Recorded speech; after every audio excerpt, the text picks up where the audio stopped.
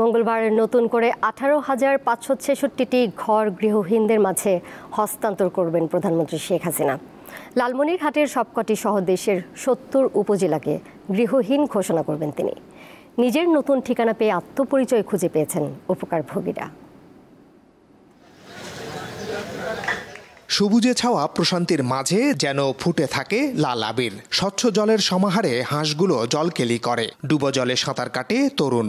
এসবই লালমনিরহাটের কালীগঞ্জ উপজেলার একটি আশ্রয়ণ প্রকল্পের দৃশ্য।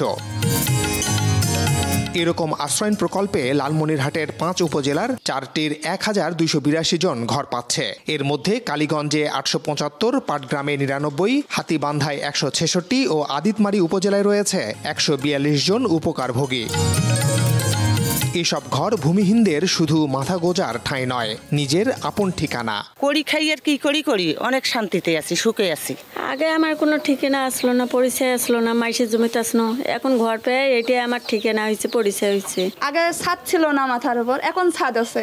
আগে সে কত ভালো হয়েছি, আগে থাকার আস্তির এমন ছিল না, বুঝেন না। মঙ্গলবার ঢাকা থেকে ভার্চুয়ালি এক অনুষ্ঠানের মাধ্যমে লালমনিরহাট, ভোলা সহ বিভিন্ন জেলার মোট 18,566টি ঘর হস্তান্তর করবেন সরকার প্রধান।